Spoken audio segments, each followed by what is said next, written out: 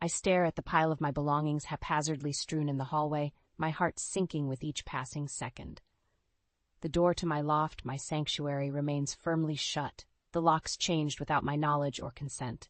Confusion and disbelief wage a war inside me as I try to comprehend the scene before me. Surprise! Marcy's voice cuts through the haze, her tone dripping with false cheer. She emerges from behind the door, a smug grin plastered on her face. I'm pregnant, and we need a bigger place. Your loft is perfect. Her words hit me like a sucker punch, knocking the wind out of my lungs. What? You can't just take over my home, Marcy. This is my place, my life. Oh, come on, Tessa. You're never here anyway, always jetting off to some work thing. It's time to grow up and think about family. She rests her hand on her still flat stomach, her eyes glinting with a challenge. Anger bubbles up inside me, mixing with the sting of betrayal. Family? You mean the one that changes my locks and throws my stuff out without even a conversation? Marcy rolls her eyes, dismissing my outrage with a flippant wave of her hand. Don't be so dramatic. You can crash with Mom and Dad for a while. They'll be thrilled to have you back home. And what about my job, my responsibilities? I can't just upend my life because you decided to get knocked up. The words come out harsher than I intend, but the hurt fuels my indignation. Responsibilities? Marcy scoffs, her lips curling into a sneer. You mean like the way you've been playing the martyr, acting like you're the only one holding this family together? Well, guess what? It's my turn now. I need this more than you do. Her callousness cuts deep, the weight of her entitlement pressing down on my chest. You can't just take what's mine, Marcy. This is my home, my life. You have no right. No right. She laughs, the sound grating against my ears. I have every right. I'm the one starting a family, while you're just playing house in your fancy loft. It's time for you to step aside and let me have my chance. Tears prick at the corners of my eyes, but I refuse to let them fall. I won't give her the satisfaction of seeing me crumble. This isn't over, Marcy. You can't just steamroll over my life like this. Watch me. Her voice is cold, her eyes glinting with a triumphant gleam. Face it, Tessa, you've always been the responsible one, the one who cleans up everyone's messes. Well, now it's time for you to clean up your own. With those cutting words, she turns on her heel and slams the door in my face, leaving me standing amidst the wreckage of my life. The click of the lock echoes in the hallway, a brutal finality to her actions. I sink to the floor, my back pressed against the wall, as the weight of her betrayal crashes over me. How could she do this? How could my own sister, my flesh and blood, turn against me like this? As I sit there, surrounded by the scattered remnants of my life, a fierce determination takes root inside me. I won't let her win. I won't let her destroy everything I've worked so hard to build. I'll find a way to fight back, to reclaim what's rightfully mine. Marcy may think she's won, but she has no idea the storm that's coming her way. Growing up, I always felt like I was living in Marcy's shadow. She was the charming one, the free spirit who could light up a room with her smile. I, on the other hand, was the responsible one, the diligent daughter who worked hard to make something of myself. Our parents, Janet and Harold, always seemed to favor Marcy. They indulged her every whim, bailing her out of trouble time and time again. I remember the countless nights I stayed up late, studying for exams or working on projects, while Marcy was out partying with her friends. When I landed my first job as a marketing consultant, I thought things would change. I hoped that my parents would finally see me as an equal, someone to be proud of. But even then, Marcy managed to steal the spotlight. Tessa, honey, we're so proud of you, Mom said during one of our weekly phone calls. But have you heard about Marcy's latest adventure? She's going to backpack through Europe for a few months. Isn't that exciting? I gritted my teeth, trying to keep the bitterness out of my voice. That's great, Mom, but what about my promotion at work? I thought you'd be happy for me.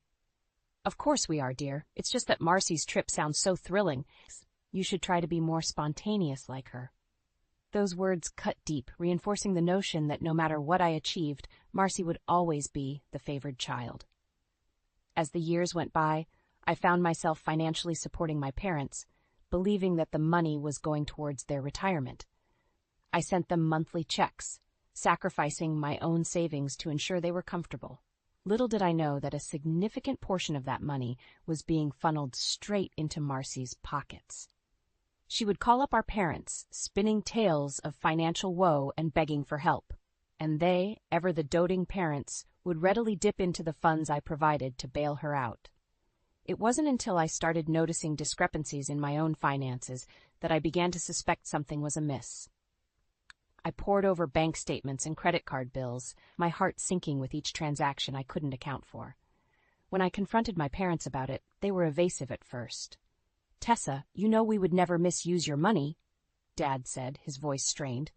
"We've just had some unexpected expenses, that's all." But I wouldn't let it go. I pushed and prodded until the truth finally came out. They had been using my money to fund Marcy's lavish lifestyle, from designer clothes to exotic vacations. The betrayal cut me to the core. I had trusted them, believed that they had my best interests at heart, but all along, they had been enabling Marcy's reckless behavior at my expense. "How could you do this to me?" I asked, my voice trembling with a mixture of anger and hurt. "I worked so hard to support you, to make sure you were taken care of, and this is how you repay me?" Mom had the decency to look ashamed, but Dad remained defensive. "Marcy needed our help, Tessa. She's family, and we couldn't turn our backs on her." "But what about me?" I shot back, the tears threatening to spill over. "Am I not family too? Or am I just a convenient ATM for you to use whenever Marcy gets herself into trouble?" The silence that followed was deafening. In that moment, I realized that I had always been an afterthought in their eyes. Marcy was the golden child, the one they would move heaven and earth for. I was just the reliable one, the one they took for granted. As I walked out of their house that day, my heart shattered into a million pieces. I made a vow to myself. I would no longer be a pawn in their games. I would cut the financial ties that bound me to their manipulation and claim my independence, no matter the cost. With my belongings hastily packed into boxes and suitcases, I find myself standing on my best friend Emily's doorstep, feeling like a refugee from my own life. She opens the door, her eyes widening as she takes in my disheveled appearance. "Tessa, what happened?" she asks, ushering me inside. I collapse onto her couch, the weight of the past few hours crashing down on me. Through choked sobs, I pour out the story of Marcy's betrayal and my parents' complicity in her schemes. Emily listens intently, her brow furrowed with concern. "I can't believe they would do this to you," she says, shaking her head. "After everything you've done for them." "I feel like such a fool," I confess, wiping away the tears that refused to stop falling. "I trusted them, Em. I thought I was doing the right thing by supporting them." She sits down beside me, wrapping an arm around my shoulders. "You can't blame yourself, Tess. They took advantage of your kindness." As I lean into her comforting embrace, my mind races with the implications of my family's actions. I know I can't continue down this path, enabling their behavior at the cost of my own well-being. Over the next few days, as I settle into Emily's spare room, I begin to formulate a plan. I dive into my financial records, piecing together the extent of my parents' deceit.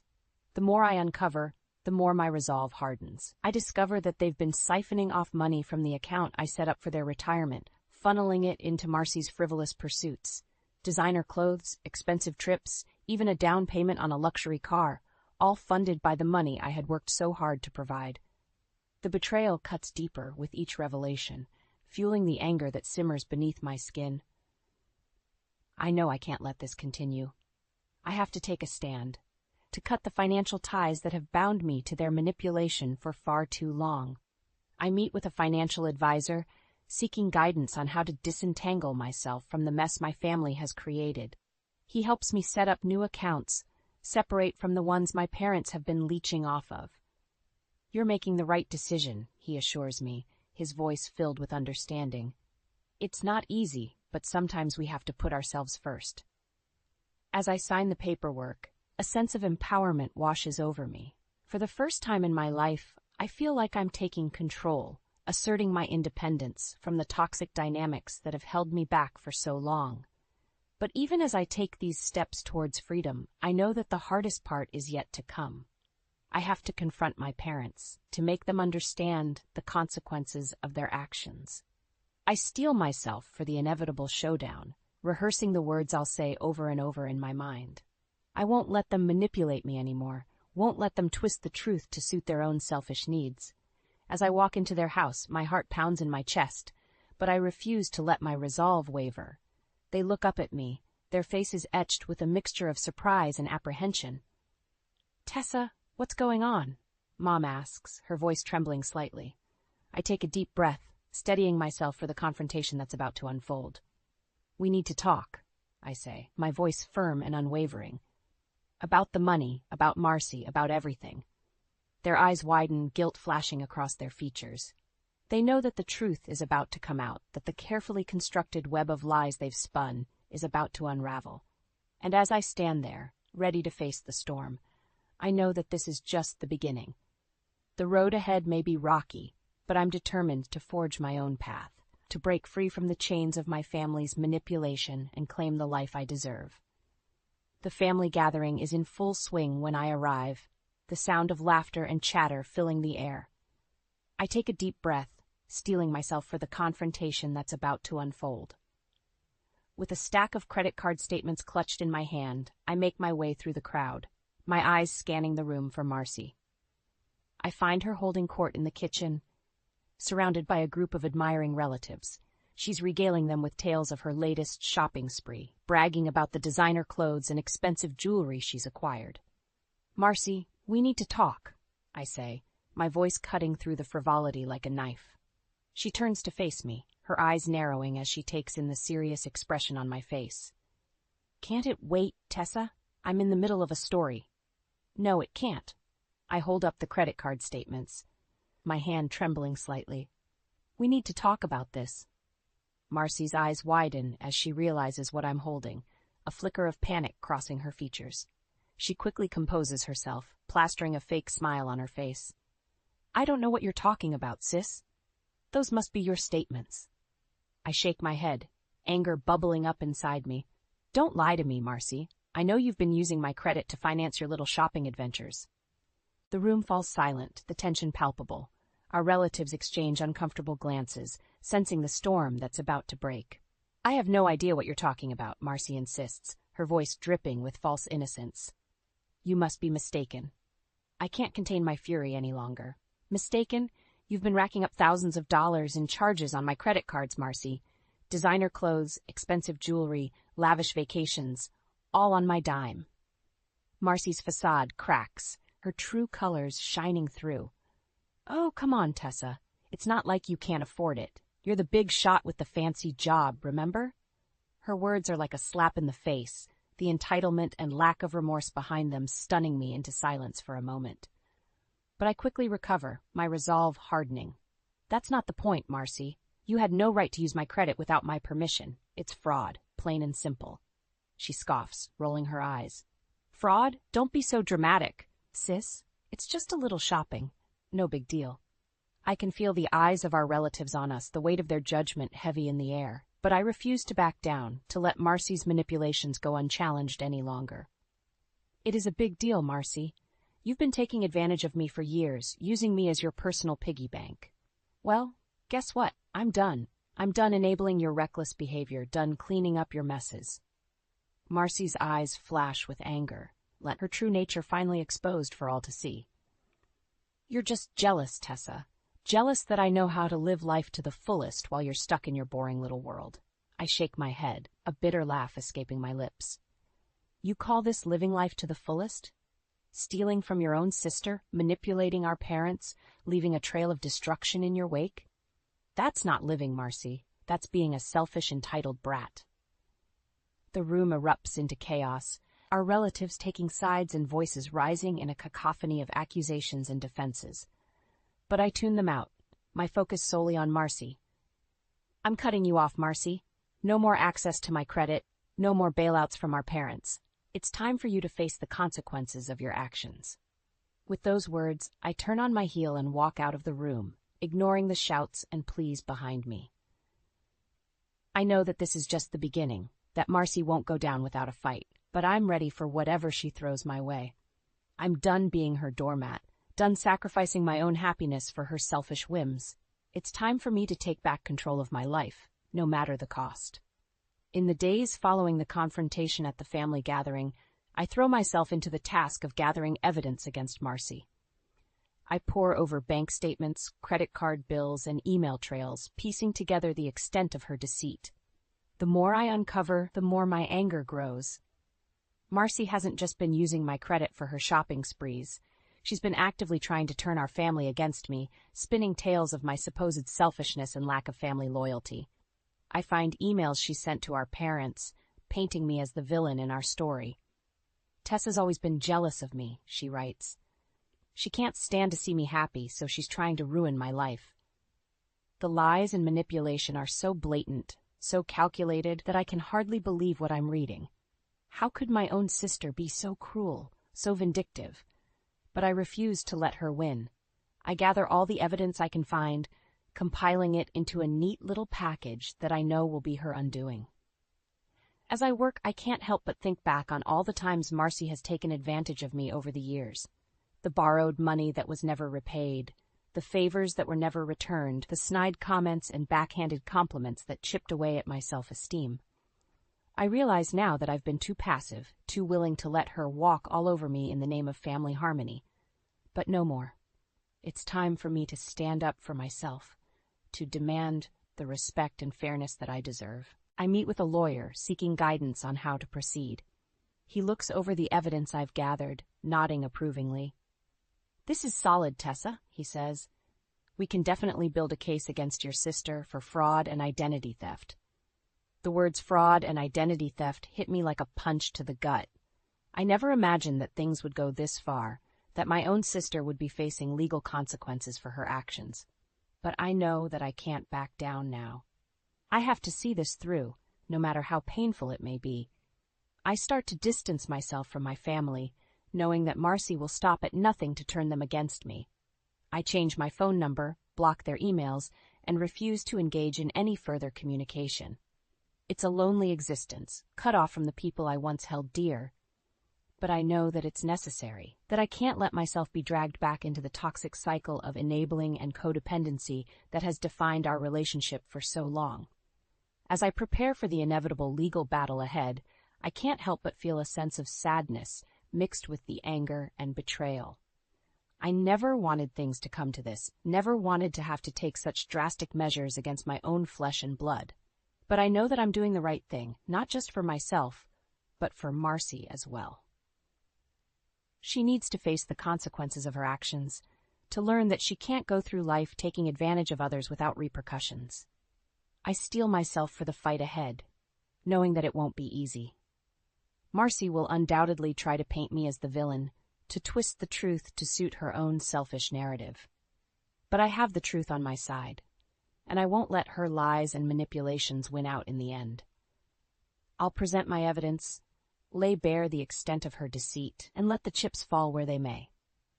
As I sit in my temporary refuge, surrounded by the boxes and suitcases that contain the remnants of my former life, I know that I'm on the cusp of something big, a chance to break free from the chains of my past, to forge a new path for myself free from the toxic influence of my family. It won't be easy, but I'm ready for whatever comes my way. I'm done being a victim, done letting others dictate the course of my life. From now on, I'm the one in control, and heaven help anyone who tries to stand in my way. The day of the mediation session arrives, and I find myself sitting across from Marcy and our parents in a sterile conference room. The tension in the air is palpable, the weight of the impending confrontation heavy on my shoulders. Marcy sits there, a smug smile on her face, as if she's already won. Our parents look uncomfortable, shifting in their seats and avoiding eye contact with me. The mediator, a stern-looking woman in her 50s, clears her throat and begins the proceedings. We're here today to address the allegations of fraud and identity theft brought forth by Tessa Johnson against her sister, Marcy Johnson. Marcy scoffs, rolling her eyes. This is ridiculous. Tessa's just being dramatic, as usual. I feel my anger rising, but I take a deep breath and focus on the task at hand. I nod to my lawyer, who begins presenting the evidence we've gathered. He lays out the credit card statements, the email trails, the bank records that show the extent of Marcy's deceit.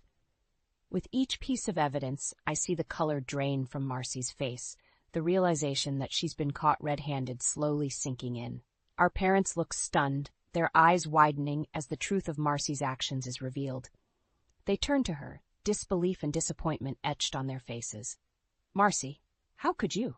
Mom asks, her voice trembling. "How could you do this to your own sister?" Marcy's facade cracks, her true nature spilling out in a torrent of anger and resentment. "Oh, spare me the lecture, Mom. You've always favored Tessa, always put her needs above mine. I was just taking what I deserved." Dad shakes his head, his voice heavy with sadness. "We never favored Tessa, Marcy. We love you both equally. But what you've done, it's unforgivable." Marcy laughs, a bitter, hollow sound. "Unforgivable? That's rich, coming from you two. You're the ones who enabled her, who let her play the martyr while I got scraps." I can't hold back any longer. I lean forward, my voice shaking with anger. "Scraps, Marcy? I've been supporting you for years, bailing you out of every mess you've gotten yourself into. And this is how you repay me, by stealing from me, by trying to turn our family against me." Marcy's eyes narrow, her voice dripping with venom. "You've always been the golden child, Tessa, the perfect daughter, the one who could do no wrong. Well, guess what? I'm done living in your shadow."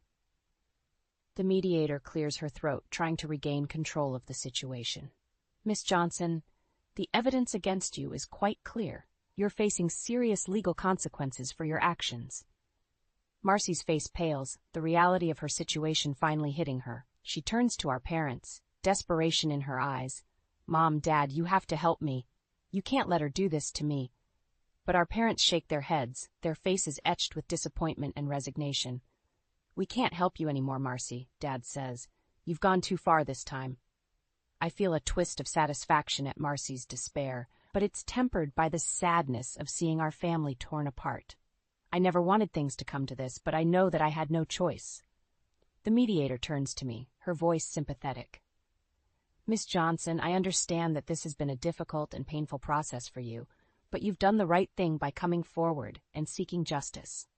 I nod, feeling a sense of relief wash over me. It's not the outcome I hoped for, but it's a start. A chance to break free from the toxic cycle of enabling and codependency that has defined our family for so long. As we leave the conference room, I know that the road ahead won't be easy. Marcy will undoubtedly face legal consequences for her actions, and our family will have to grapple with the fallout of her betrayal. But I also know that I'm ready for whatever comes next. I've found my strength, my voice, and I won't let anyone silence me again. This is my story, my life, and I'm the one who gets to write the ending. In the weeks following the mediation session, I watch as Marcy's world begins to crumble around her. The legal consequences of her actions start to catch up with her, and she's forced to face the reality of the mess she's created. I hear through the grapevine that she's been fired from her job, her employer citing the pending fraud charges as grounds for termination. Her fancy apartment, the one she so gleefully took from me, is now in jeopardy as she struggles to make ends meet. Part of me feels a twisted sense of satisfaction at seeing her suffer, at watching the scales of justice finally tip in my favor. But another part of me, the part that still remembers the little girl who used to climb into my bed during thunderstorms, feels a pang of sadness at how far we've fallen. I try to push those feelings aside, focusing instead on the task of rebuilding my own life. I throw myself into my work, taking on new projects and responsibilities in an effort to distract myself from the pain of my family's betrayal. But even as I try to move forward, Marcy's presence still lingers like a shadow over my life. She starts calling me at all hours of the day and night, her voice slurred and desperate as she begs for my help. "Tessa, please," she sobs into the phone. "I need money. I'm going to lose everything." I feel a flicker of anger at her audacity, at the fact that she still thinks she can manipulate me into cleaning up her messes. "You should have thought of that before you stole from me, Marcy. I'm not your personal ATM anymore." She lashes out then, her voice filled with venom. "You're enjoying this, aren't you? Seeing me suffer, watching me lose everything. You've always been jealous of me, always wanted to see me fail."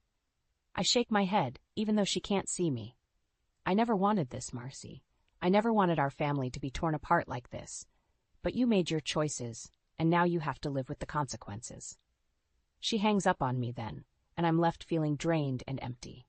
I know that I'm doing the right thing by cutting her off, by refusing to enable her any longer. But it doesn't make it any easier to watch my sister self-destruct. As the weeks turn into months, I start to hear rumors about Marcy's increasingly erratic behavior.